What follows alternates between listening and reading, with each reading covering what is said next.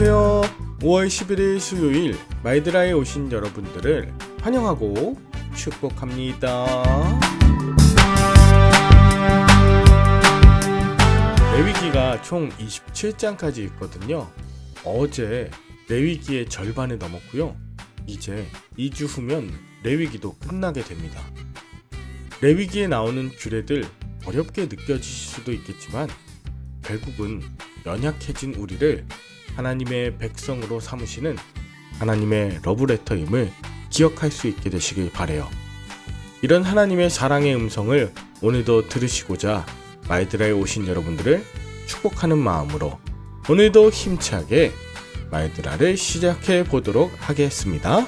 자, 출발! 오늘은 레위기 15장입니다. 오늘 본문에서는 남성의 유출과 여성의 유출에 관해서 나옵니다. 먼저 남성의 유출이란 남성이 성병 또는 성질환에 걸린 상태인데요. 유출병 남성 환자가 접촉했던 것들 대부분 물로 씻어 정결하게 할 수 있었고, 그리고 격리되지 않고 가족과도 함께 머물 수 있었습니다. 유출병에서 완치된 남성은 비둘기로 속죄와 번제를 드렸습니다. 악성 피부병의 환자에 비하면 매우 간소한 절차의 정결 예식이긴 하지만 이건 역시 몸뿐 아니라 영적으로 회복되는 제사이기에 꼭 행해야 했던 것이죠. 이어서 여성 유출에 관한 정결법이 나오는데요. 당시 고대 사회에서는 여성의 월경을 부정하게 보는 경우가 많았지만 이스라엘 백성들에게 여성의 유출은 생명을 귀하게 여기는 차원에서의 부정입니다. 피를 흘리는 것이 죽음에 가까워지는 위험한 상태가 될 수 있기 때문에 유출 중인 여인과는 7일 동안 동침하지 말아야 하고 또 어떤 제사도 요구받지 않고 그 기간 동안 쉼을 보장하는 것입니다. 그런데 주기가 끝난 후에도 계속 유출이 된다면 건강이 염려되겠죠? 그런 상황이라면 이 여인은 그 기간에 다른 어떤 것도 만질 수 없고 또 집 밖으로도 나가지 않게 합니다. 이 규례 역시 출산 이후와 같이 유출 중에 가사 일과 노동으로 몸이 상하지 않도록 가정과 공동체가 여인을 배려하도록 정하신 것입니다. 이 모든 규례들은 거룩한 성막을 보호할 뿐 아니라 백성들도 정결한 삶을 살게 하기 위한 목적으로 제정되었던 것입니다. 앞서 11장부터 오늘 15장까지 나오는 여러 정결법들은 바로 연약한 자를 먼저 생각하고 회복시키는 그런 하나님의 긍휼의 마음이 기본 정신입니다. 연약한 자는 자신의 몸의 회복이 먼저이지 제사가 먼저가 아니기 때문입니다. 오히려 온전히 회복된 상태에서 감사로 하나님께 예배드리는 것, 하나님은 그것을 기대하고 계시는 것이죠. 그런데 우리를 한번 돌아보면 우리는 연약할 때 더 강압적으로 예배를 드리도록 강요합니다. 건강한 사람들과 같은 시간, 같은 방법으로 종교 생활을 할 때 회복이 이루어진다고 생각합니다. 마치 교회가 베데스다 연못처럼 그 장소에만 있으면 낫는다고 생각하는 것이죠. 베데스다 연못 때문에 낫는 것이 아니라 예수님이 찾아오시면 가정이든 그 어디든 회복됩니다.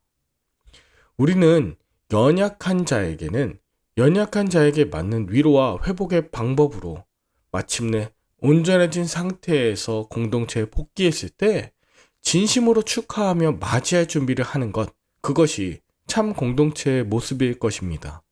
코로나 기간이라서 예배당에 나오지 못하시고 또 여전히 온라인으로 예배를 참석하시는 분들 계실 거예요. 예배당에 나오셔서 예배드리시던 분들이 가정에서 온라인으로 예배드리신다면 그곳에서 더욱 온전한 예배를 드리실 수 있도록 그렇게 도와야겠죠. 그저 현장 예배, 예배당에 나와서 예배드리라 이렇게 말로만 외치는 것으론 부족해요. 환우들에게는 찾아가서 그들에게 맞는 방법으로 위로하고 기도해야 합니다. 마음이 연약해진 자가 있다면 심리적인 아픔의 이야기를 들어주고 격려해야 합니다. 필요한 것이 무엇인지 또 불필요한 것은 무엇인지를 살펴 공급하고 돕는 것이 그리스도인의 공동체, 즉 교회 아니겠습니까? 특별히 3, 40대 젊은 MZ세대가 코로나 전에 비해 3분의 1만 현장에 복귀하고 또 3분의 1은 가정에서 온라인으로 예배드리지만 나머지 3분의 1은 이미 교회를 떠났다는 통계를 보았습니다. 너무나 안타까워요. 코로나 기간 동안 가정에서 편해져서 예배당에 나오지 않는 것이 아니라 자녀들과 더 어렵고 막막한 시간을 보내서 지금 가정에서 예배드리는 그 시간조차도 어렵기 때문에 전반적으로 신앙 또 감정적으로 많이 연약해져 있는 상태입니다. 그렇기 때문에 지금은 위기의 때가 아니라 바로 교회가 해야 할 일이 있는 분명한 기회의 때입니다. 연약하고 부정하다고 손가락질하는 때가 아니라 진정한 쉼과 회복을 경험하고 복귀했을 때 가족 공동체임을 느낄 수 있도록 준비하고 함께 기도해야 되는 때란 말입니다. 방금 말씀드린 대로 젊은 30, 40대 부부들 품지 못하면 그들의 자녀인 교회 학교의 자녀들이 나올 수도 없고 결국 아이들이 없으면 한국교회 미래도 없다는 것을 여러분 꼭 기억해 주시고 연약한 이들 더불어 젊은 부부들 사랑으로 품고 받아주실 수 있는 이 기간이 되면 참으로 좋겠습니다. 여러분들은 오늘 무엇을 느끼셨나요? 남성과 여성의 유출의 상황에서 그들이 다른 것 할 수 없었지만 그래도 다른 전염병과 달리 가정에서 가족들과 함께 할 수 있었던 그 자체를 보며 참 다행이란 생각이 들었습니다. 조금만 생각을 달리해보면 나의 배우자나 나의 부모, 자녀가 피 흘리며 아파하는 일을 통해 가족이 함께 기도하고 회복의 시간을 기다리는 것이 그 가족의 신앙과 관계를 돈독하게 하는 비결이기 때문입니다.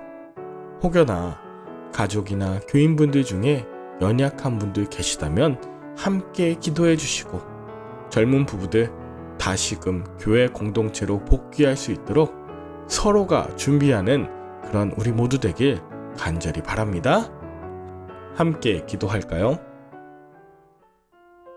하나님 아버지, 피 흘림이 부정한 것이라고 하지만 오히려 자신의 피를 흘려 우리를 구원하신 주님의 이름을 찬양합니다.